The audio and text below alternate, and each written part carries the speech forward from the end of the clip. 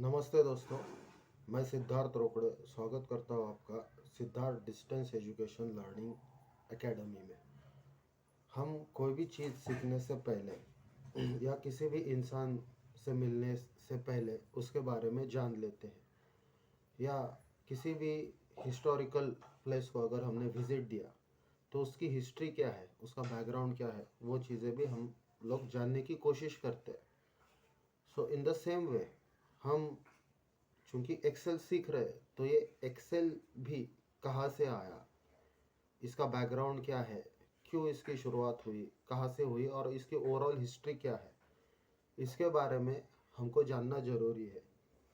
चूंकि ये हमारे कोई वर्किंग का पार्ट नहीं है इस हिस्ट्री का और हमारे काम का कोई ज़्यादा ताल्लुक नहीं है, लेकिन फिर भी चूँकि हम लोग ये चीज़ सीख रहे हैं तो बस एक शॉर्ट एंड स्वीट इसके बारे में जो कुछ भी इसका बैकग्राउंड है या बैकएंड में ये कब से शुरू हुआ, कहाँ से इसकी शुरुआत हुई, इसकी हिस्ट्री क्या है, ये तमाम चीज़ों के बारे में हम लोग जान लेंगे। तो आज के इस वीडियो का एम यही है कि ओवरऑल जो एक्सेल का जो थीम है वो माइक्रोसॉफ्ट ने किस तरीके से चालू किया और उसका उगम कहाँ से हुआ है, ये आज लोग हम इस वीडियो में जान लेंगे। तो आइए इसके बारे में शुरुआत करते हैं।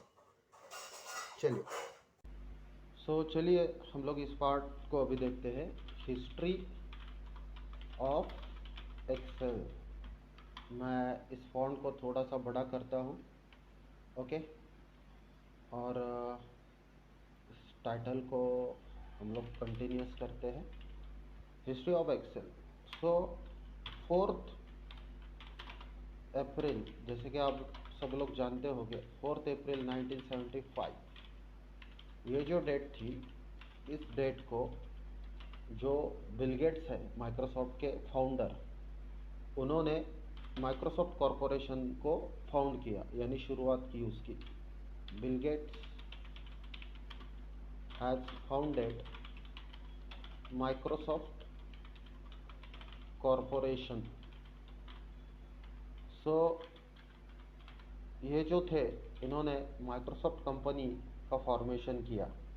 अब माइक्रोसॉफ्ट कौन है, बिल गेट्स क्या है, ये बेसिकली तो सब लोग जानते ही है। माइक्रोसॉफ्ट जो विंडोज़ ऑपरेटिंग सिस्टम हम लोग यूज़ करते हैं अपने कंप्यूटर पे, और एक ऑपरेटिंग सिस्टम है, और उस ऑपरेटिंग सिस्टम के अंडर जितने भी ऑफिशियल एप्लीकेशंस आते हैं जैसे वर्ड, एक्सेल, पावर पॉइंट, तो ये तमाम चीज़ें जिस कंपनी द्वारा फाउंड की गई है उस कंपनी का नाम है माइक्रोसॉफ्ट कॉरपोरेशन, जो कि एक यूएस बेस्ड कंपनी है।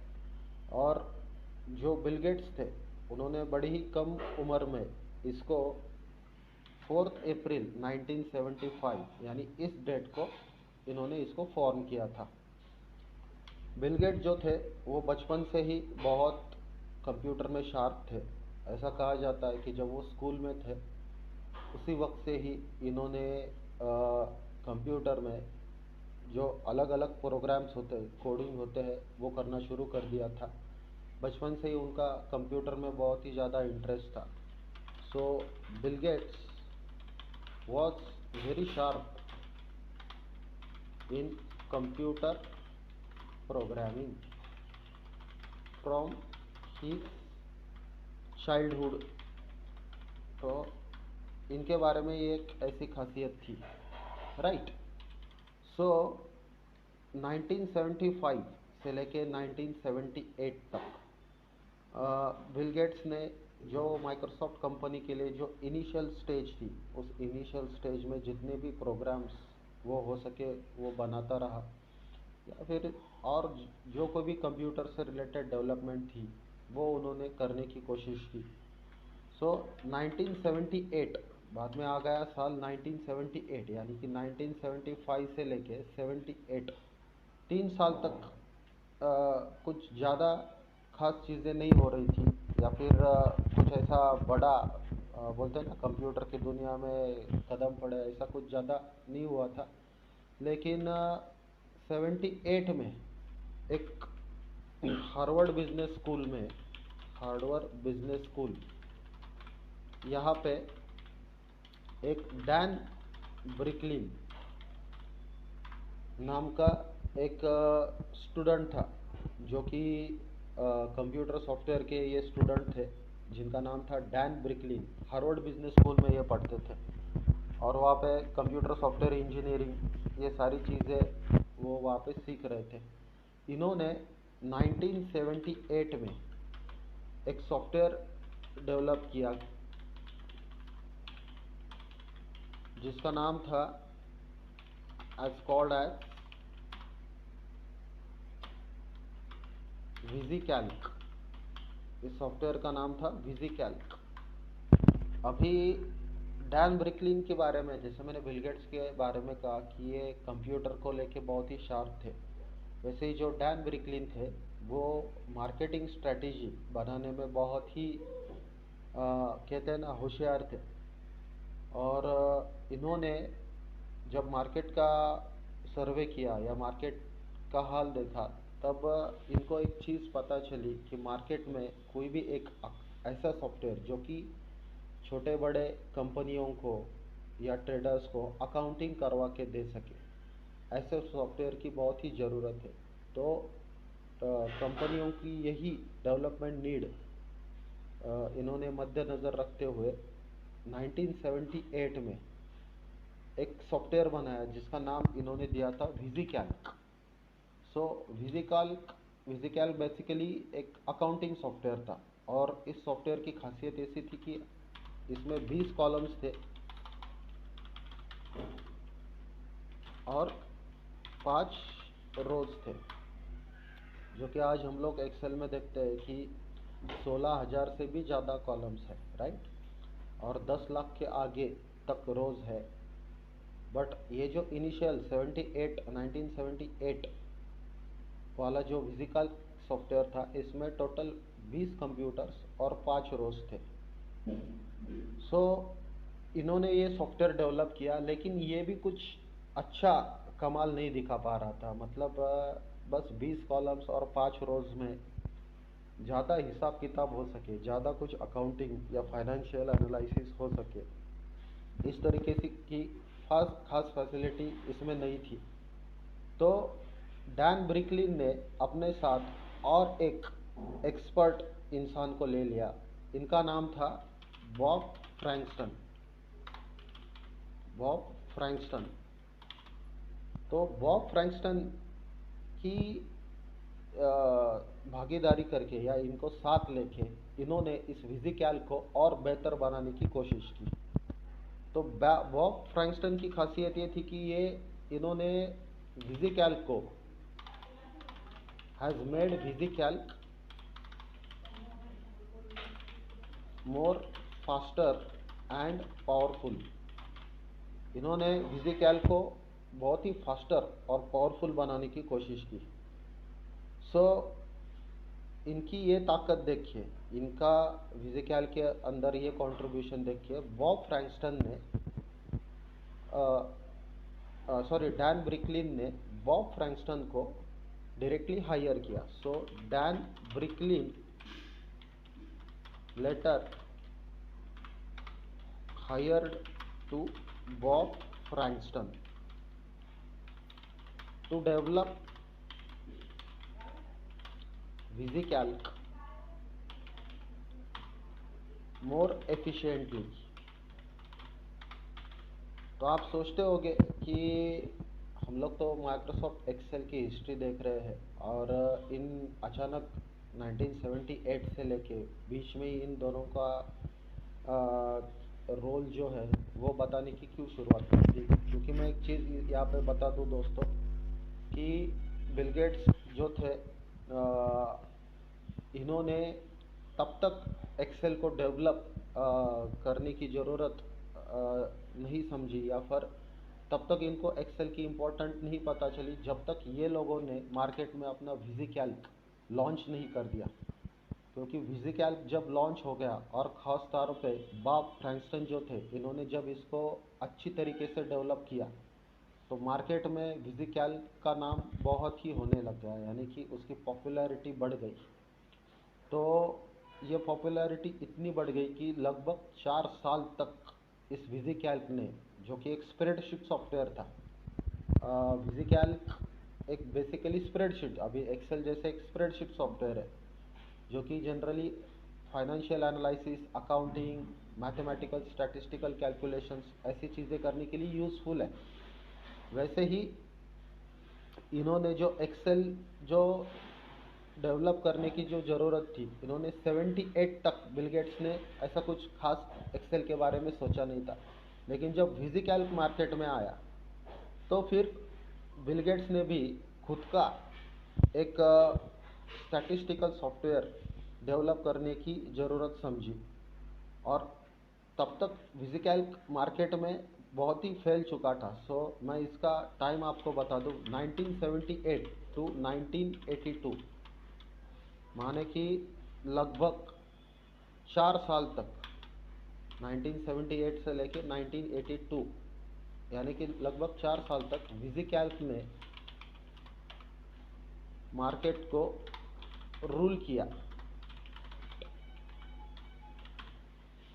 ओके, जैसे कि कोई सॉफ्टवेयर आता है, फॉर एग्जांपल अभी हमारा व्हाट्सएप जो है वो मैसेजिंग के बारे में रूल कर रहा है मार्केट को, राइट, यानी कि फेमस है, उसको कोई कॉम्पीट नहीं कर सकता। वैसे ही इन 4 सालों में 78 टू 82, इन 4 सालों में विजिकैल्क ने लिटरली मार्केट को रूल किया। सो यहाँ पे अभी जब ये तमाम चीज़ें चल रही थी तो बिल गेट्स जो थे, इनको भी एक माइक्रोसॉफ्ट कंपनी का खुद का एक स्प्रेडशीट सॉफ्टवेयर हो, इस चीज़ की ज़रूरत महसूस होने लग गई। तो इन्होंने भी एक खुद का सॉफ्टवेयर निकाला जिसका नाम था मल्टीप्लान मल्टीप्लान स्प्रेडशीट सॉफ्टवेयर। तो आपको लगा होगा कि इसका नाम एक्सेल होगा, मैं शायद ऐसा बोल दूं कि हाँ इसका नाम एक्सेल होगा, बट ये एक्सेल जैसा कोई एक्सेल नाम नहीं था उस वक्त इसका रखा हुआ, इसका नाम रखा हुआ था मल्टीप्लान। तो बिल गेट्स ने विजिकैल्क को टक्कर देने के लिए अगस्त 1982 को, यानी कि सेम इसी साल 1982 को मल्टीप्लान नाम का सॉफ्टवेयर बनाया। सो मल्टीप्लान भी बेसिकली एक स्प्रेडशीट यानी कि अकाउंटिंग सॉफ्टवेयर की तरह ही था। जितने भी कंपनीज थी मार्केट में, वो कंपनियां अपनी जो अकाउंटिंग है, basically total, summation, minus, multiplication, subtraction, ये सारी जो चीज़ें हैं वो इस सॉफ्टवेयर से कर सकेंगे, ऐसी फैसिलिटी इस मल्टीप्लान सॉफ्टवेयर में अवेलेबल करवा के दी गई थी। सो अभी मार्केट में पहले से ही मौजूद था विजिकैल्क, बाद में 1982 में आ गया मल्टीप्लान। सो मल्टीप्लान जैसे ही मार्केट में आ गया, वो इतना यूज़र फ्रेंडली और यूज़ करने के लिए इतना इजी था कि विजिकैल्क की जो बोलते हैं ना रूल, वो मार्केट से कम होने लग गई। और लगभग 1982 से लेके 1985 तक विजिकैल्क ने मार्केट में एक तरह से राज किया। मल्टीप्लान ने एक तरीके से मार्केट पे कब्जा कर लिया। So Multiplan ruled the market between these 3 years। Okay, so ये सॉफ्टवेयर मार्केट में इतना एक्सपोज हुआ, या फिर इसको जो पॉपुलैरिटी मिली, इसका नाम माइक्रोसॉफ्ट कॉरपोरेशन ने चेंज करने का सोचा। सो इस मल्टीप्लान का नाम चेंज हो गया 30 सितंबर 1985 को, और इसका नाम फ्रॉम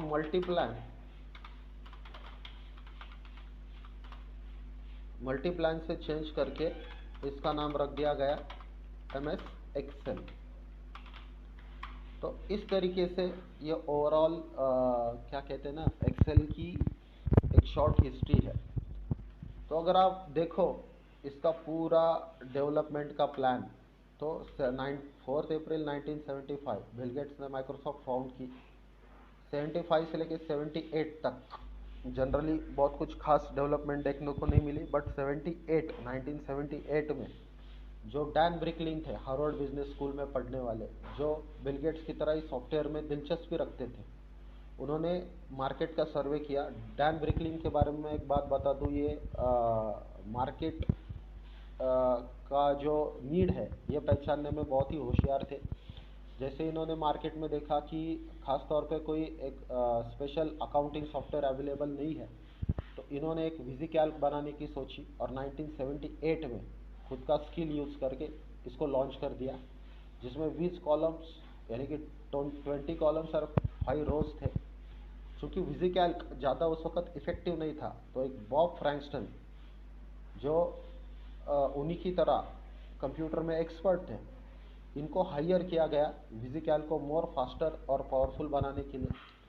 फिर 1978 से लेके 1982 यानी इन 4 सालों में विजिकैल्क ने मार्केट को रूल किया। बट जो माइक्रोसॉफ्ट कॉरपोरेशन थी, माइक्रोसॉफ्ट कॉरपोरेशन ने जब ये तमाम चीज़ें देखी, तो बिल गेट्स को भी लगा कि इनका खुद का एक स्प्रेडशीट सॉफ्टवेयर हो और जो विजिकैल्क को टक्कर दे एक तरीके से। तो वो बेसिक नीड ध्यान में रखे इन्होंने अगस्त 1982 को मल्टीप्लान नाम का एक स्प्रेडशीट सॉफ्टवेयर बनाया। ये इतना बेहतरीन सॉफ्टवेयर था कि इसने लिटरली विजिकैल को कॉम्पीट करना शुरू कर दिया, और 1982 से लेके 85 तक यानी 3 साल तक इसने बेहतरीन कमाल स्प्रेडशीट अकाउंटिंग को लेके दिखा दिया। सो फिर इसकी पॉपुलैरिटी ध्यान में रख के 30 सितंबर 1985 को यहाँ का इसका नाम मल्टीप्लान से लेके माइक्रोसॉफ्ट एक्सेल में तब्दील कर दिया गया है।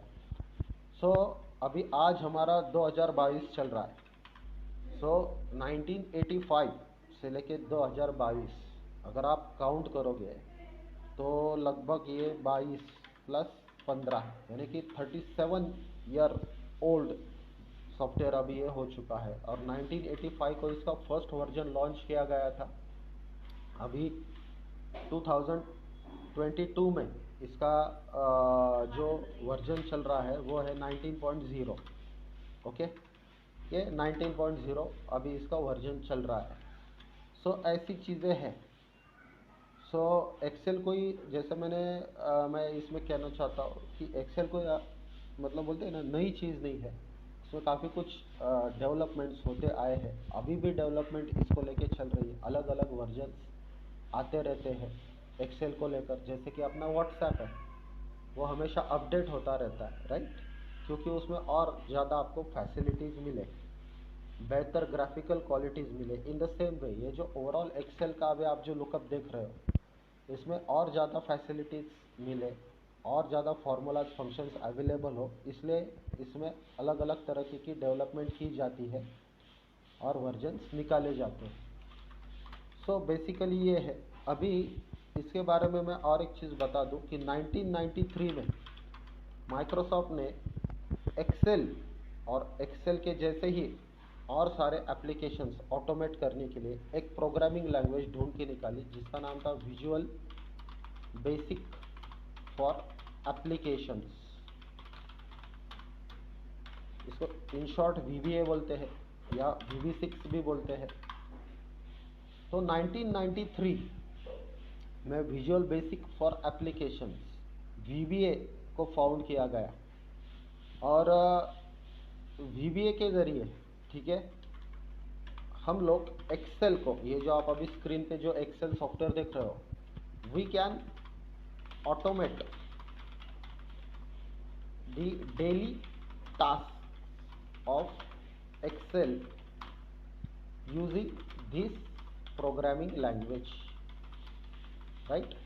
अभी टास्क ऑटोमेट करना मतलब क्या, कि जो अलग अलग चीज़ें आप डेली ऑफिस में, फॉर एग्जांपल आप अकाउंटेंट हो, राइट, तो डेली चीज़ें ऑफिस में कौन सी हो सकती है, जैसे कि परचेस रजिस्टर, सेल्स रजिस्टर, उनकी टोटल, राइट, कैश बुक। तो ये जो डेली चीज़ें हैं इनको ऑटोमेट करने के लिए, या चार्ट्स, पिवट टेबल जैसी चीज़ें जो आपको एनालिसिस करने के लिए हर रोज़ लगने वाली है, उनको ऑटोमेट करने के लिए, ऑटोमेट करना मतलब एक बटन के क्लिक पे सारे काम आपके हो जाए, इस तरीके से उसको फुल्ली ऑटोमेटिक करने के लिए एक विजुअल बेसिक फॉर एप्लीकेशंस नाम की प्रोग्रामिंग लैंग्वेज बाद में बनाई गई, जो 1993 में इन्वेंट की गई।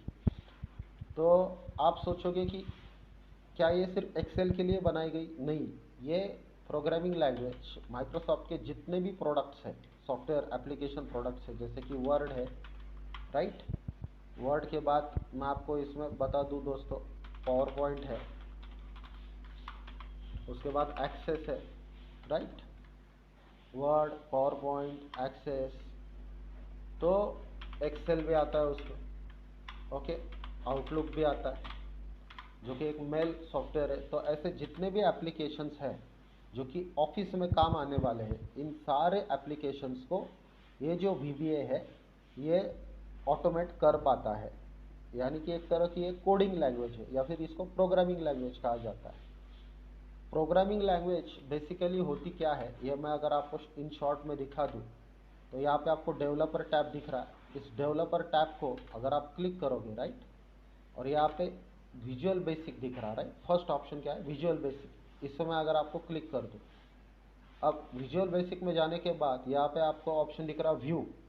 इस व्यू में जाके, ओके, मैं यहाँ पे ऑब्जेक्ट ब्राउज़र पे क्लिक कर दूँ, ये वाला ऑप्शन F2।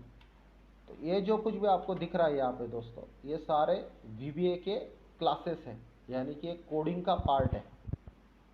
तो इसके ज़रिए आप सारे टास्क ऑटोमेट कर सकते हो। तो ये एक एडवांटेज आपको एक्सेल में मिल गया, या फिर बाकी सारे जितने भी एप्लीकेशंस है इसमें आपको मिल गया। तो इस तरीके से है दोस्तों, और बड़ी दिलचस्प हम लोग बोल सकते हैं ये हिस्ट्री है इसका। आपके रोज के काम से तो ज़्यादा ताल्लुक़ नहीं है, बट बस आपको इसके बारे में जानकारी हो, इसलिए मैंने ये सेशन आपके लिए ऐड कर दिया। सो आज यहाँ पे रुकते हैं। थैंक यू सो मच दोस्तों।